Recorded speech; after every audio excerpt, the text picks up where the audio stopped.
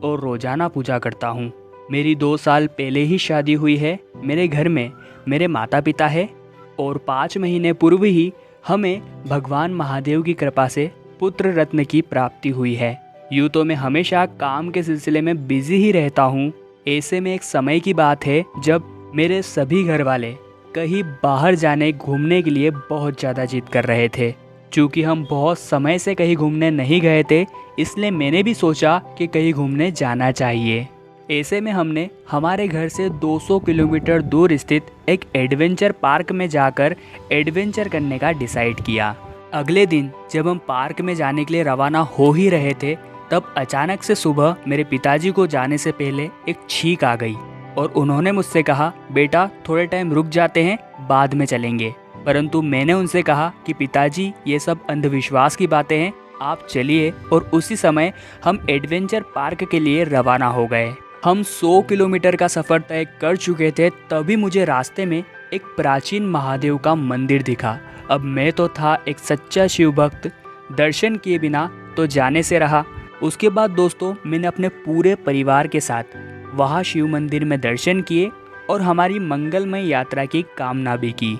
उसके बाद दोस्तों हम एडवेंचर पार्क पहुँचे। वहाँ जाकर हमने खूब मस्ती की और मेरे फैमिली वाले भी बहुत ज़्यादा खुश हुए। अब दोस्तों समय आ चुका था वहाँ से निकलने का। शाम के 5 बज रहे थे और हम हमारे घर की ओर प्रस्थान कर चुके थे। 50 से 70 किलोमीटर का सफ़र हमने तय कर ही लिया था और हाईवे चल रहा था। सुनसान हाईवे था, इसलिए मैं गाड़ी भी तेज चला रहा था।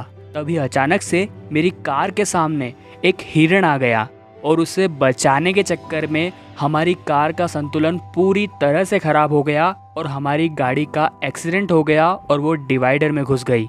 मेरा सर आगे कार की कांच में भरा गया था। मेरी वाइफ को भी चोट आई थी और मेरे माता पिता पीछे बैठे थे। भगवान की कृपा से उन्हें ज़्यादा चोट उस समय नहीं आई थी। दोस्तों मेरी वाइफ तो बेहोश हो चुकी थी और मेरा छोटा बच्चा उसकी गोद में था, उसने उसे कुछ भी नहीं होने दिया। दोस्तों अब सुनसान हाईवे था। मैं बहुत ज़्यादा डर गया था कि ऐसी स्थिति में हमारी मदद कौन करेगा। मैंने एम्बुलेंस को कॉल करना चाहा, परंतु उस जगह नेटवर्क भी नहीं था। मेरे सर से खून निकल रहा था और मुझे मेडिकल ट्रीटमेंट की बहुत ज़्यादा ज़रूरत थी। हो सकता था कि मैं बेहोश हो जाऊं और मेरे अलावा किसी को ड्राइविंग भी नहीं आती थी। तो दोस्तों समस्या तो बहुत ज़्यादा विकट थी। ऐसे में हमारे सहारे तो एक ही थे, महादेव श्री शंभू। हम सभी ने मिलकर उन्हीं से आराधना की और उन्हीं से प्रार्थना की। तभी मैं देखता हूँ कि हमारे सामने एक एम्बुलेंस आकर खड़ी हो गई। उस एम्बुलेंस में से 2 स्टाफ निकले और उन्होंने हमें एम्बुलेंस के अंदर बिठाया और हमें फटाफट से अस्पताल लेकर गए।